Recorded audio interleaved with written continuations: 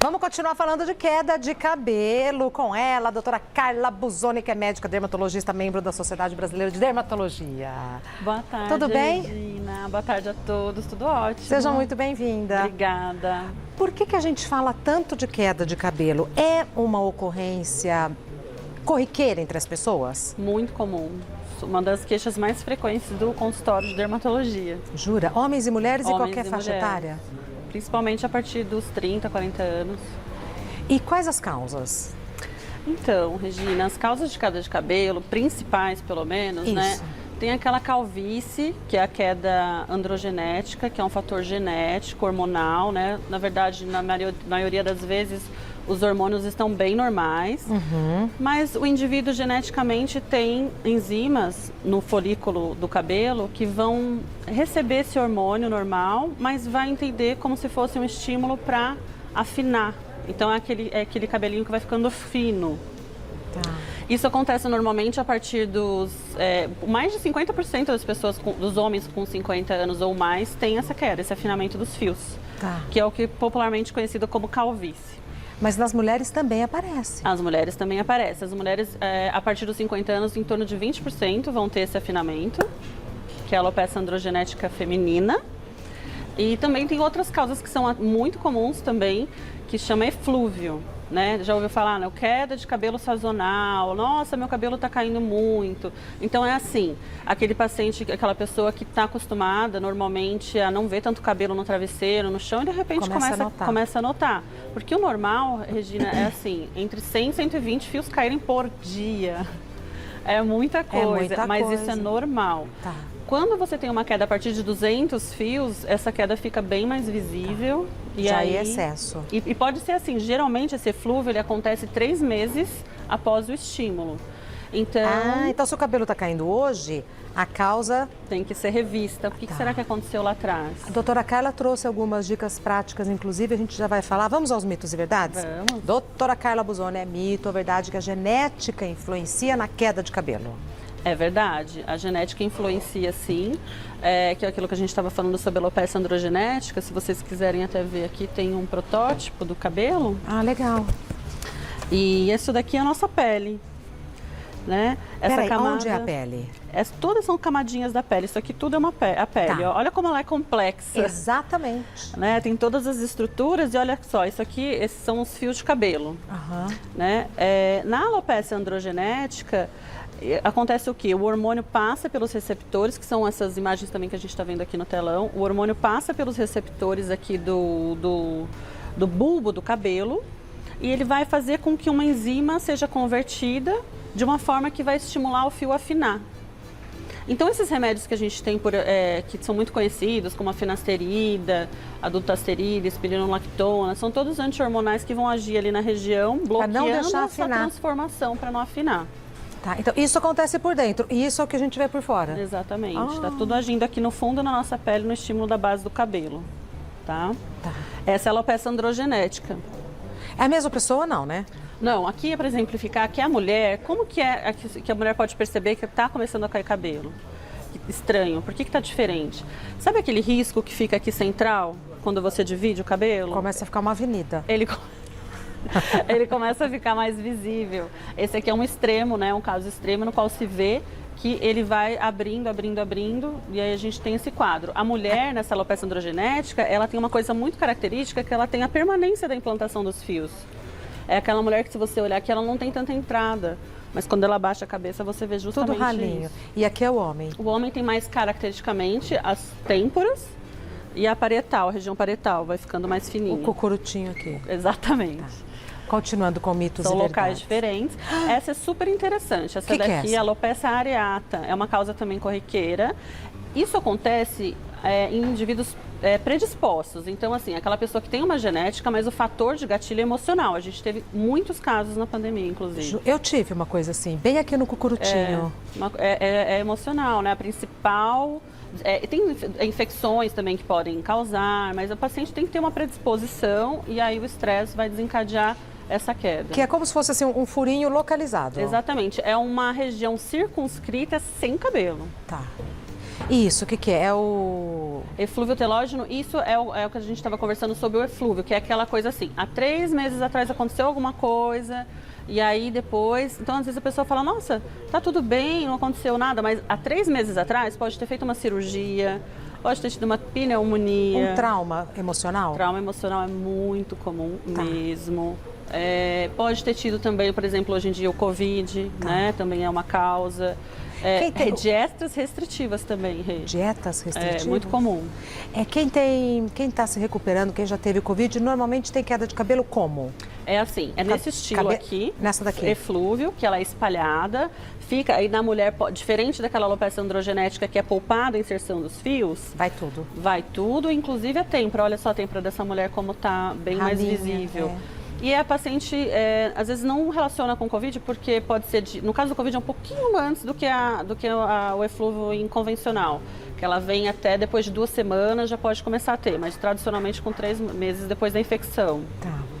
Então vamos continuar com os mitos. É mito ou verdade que o excesso de caspa pode causar queda de cabelo? Isso é verdade. Assim, a caspa, a inflamação do couro cabeludo, vai trazer com que aquela secreção sebácea, aquela descamação, vai acabar ocluindo aqui essa regiãozinha aqui do fio, ó. Tudo bem que a saúde do fio tá lá embaixo, mas a gente tem que cuidar do topo também. Porque essas reações todas que a caspa pode causar, vão deixar o couro... Primeiro, mais atrito, o paciente começa a coçar a cabeça, né, se sente mal. E esse excesso de oleosidade vai obstruindo, sim, a região do folículo e pode ajudar na queda. Não é o fator desencadeante, mas pode piorar. Então, eu tenho que cuidar do fio desde o bulbo até a ponta. Exatamente. Passando pelo couro cabeludo. Passando pelo couro, obviamente. Isso aí. Tá, a doutora Carla trouxe umas escovas aqui, provavelmente ela vai ensinar a gente a pentear o cabelo corretamente, mas daqui a pouco, vamos esperar um minutinho. Vamos continuar conversando com a doutora Carla Busoni, que é médica, dermatologista, sobre queda de cabelo. Estamos nos mitos e verdades, né, doutora Carla? Isso. Continuando. É mito ou verdade que lavar o cabelo regularmente pode amenizar a queda dos fios? Isso é super importante, porque o que acontece? As pessoas começam a ver aqueles cabelos caindo, ficam muito preocupadas e deixam de lavar os cabelos, porque acham que durante o banho vai cair mais. Então, justamente, pelo contrário, manter um ritmo normal de lavagem é muito importante. O ideal é que seja pelo menos um dia sim, um dia não. Em alguns casos, se o couro cabeludo for muito oleoso, diariamente, sem problemas. Ótimo. É mito ou verdade que os shampoos anti-queda servem para todos os tipos de alopécias? É alopécia que fala? Sim, tá certo. Todo tipo de alopécias. Assim, o shampoo anti-queda, se é mito ou verdade, ele é verdade. Eles ajudam, mas eles não servem para todos os tipos. Porque o que acontece? Existem muitos tipos, né? E o shampoo vai, na verdade, cuidar da qualidade do couro, vai ajudar naquilo que a gente estava falando, que é o excesso da caspa, vai tirar a coceira, prurido. E também existem shampoos muito interessantes, que são shampoos específicos, que vão trazer a vascularização do bulbo do cabelo. Então, o que acontece naquele nosso protótipo aqui, ó, a gente pode ver que tem os vasos. Olha como eles são importantes. Os vasos... Os vasos vão irrigar, vão fazer a irrigação do bulbo do cabelo. Existem hoje em dia, sim, shampoos com ativos que podem fazer essa vasodilatação e a irrigação do bulbo, ajudando, sim, na queda de cabelo. Ótimo. É mito ou verdade que toda queda de cabelo exige o mesmo tratamento? É mito, né? Porque assim, aí é que tá. Dependendo... Assim, primeira coisa, queda de cabelo, geralmente a gente precisa fazer um exame bem específico no dermatologista, né? No tricologista. E colher exames de sangue, ver como está a saúde em geral. Existem exames específicos que podem ser colhidos para a gente ver o que está acontecendo. E em busca desses exames, a gente vai avaliar qual é o melhor tratamento. Esse caso, por exemplo, é super interessante, é a microinfusão de medicamentos. Está sendo uma paciente que é saudável e que estava com eflúvio, que é uma fase de queda mais acentuada. E assim, aí a gente pode ver... Mas o que é isso? É uma luzinha ou é... Ali é um vidro que tem agulhinhas de ouro. Dentro desse vidrinho é colocado fator de crescimento, vitaminas. e substâncias que vão melhorar a atividade da circulação do bulbo do cabelo. Então tá entrando na pele. Tudo ali a gente consegue entrar pela pele e alcançar bem próximo ali da região onde tem os vasinhos que vão trazer a vida para o bulbo de novo do cabelo. É a doutora Carla como paciente? Isso. Ah, que legal. E essa luz que tem é uma luz só para ajudar a visualização. Super interessante que você falou de luz, Regina. A gente tem o LED, né? O LED, que tem até os capacetes de LED, as escovas de LED, os bonés. Isso. O LED, o que o LED vai fazer? Ele está muito assim, em evidência hoje em dia e assim, ele sempre ajuda, porque ele vai melhorar aqui a divisão celular daquelas células em volta do cabelo, do fiozinho, ela seja acelerada e ela aconteça de uma maneira mais organizada. Então, é um estímulo legal, sempre coadjuvante e sempre assim, deixando bem certo que é preciso saber a causa. Estipulada a causa, a gente pode virar para os tratamentos. Por exemplo, a gente tem aqui umas opções aqui na mesa. Ah, vamos ver. Coloquei aqui para exemplificar que tem muitas vitaminas, muitos tipos de cápsulas. Deixa eu ir perto da doutora para dar um apoio, né, doutora? Vem aqui, meu amor. Vamos lá. Isso o que é? Isso, são assim, é para exemplificar que a gente pode usar vitaminas, né? Hoje em dia existem muitas vitaminas por aí para a gente poder achar na farmácia, os pacientes ficam às vezes até perdidos, né? Isso é via oral? Via oral, comprimidos, cápsulas, tá? A gente usa bastante, é um coadjuvante interessante. Sempre tem também opção de tópicos, né? Como essas sprays que podem ser à base de minoxidil ou moléculas parecidas. Aplicação local. Isso. E também tem uma coisa super interessante. Foi por muitos anos, foi muito clássico a aplicação do minoxidil aqui, que é uma substância amplamente utilizada há muitos anos para queda de cabelo. E chegou no Brasil há uns tempos, né, de uns anos para cá, é relativamente recente, ainda não tem pronto para comprar na farmácia, mas a gente pode fazer sob farmácia de manipulação de confiança, o minoxidil comprimido. Ele tem um efeito maravilhoso para o fio, o paciente pode ser avaliado pelo médico e, se liberado, pode ser beneficiado desse tratamento, que é muito interessante, bem legal. O que mais?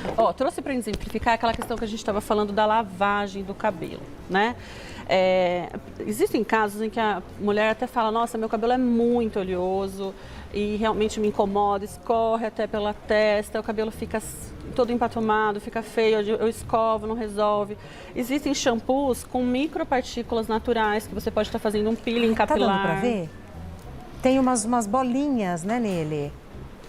Quer ver daqui? Vamos abrir. Isso, essas bolinhas são partículas naturais que podem ser agregadas, tá? De várias marcas, a gente tem essa opção. Dá pra ver em casa que ele tem umas bolinhas? É como um peeling capilar, você vai estimular aquele couro cabeludo a ficar mais saudável, tirar todas as células mortas que estão ali, excesso de creme, tudo isso. Eu vou precisar só, Julinho, por gentileza, de um papel. Será que você me arruma, por favor? Guarda um lugarzinho pra sua mão aí, Rê. Outra, então vai aqui. Esse o que é? Esse é super interessante, que ele é assim. Olha só a textura desse shampoo.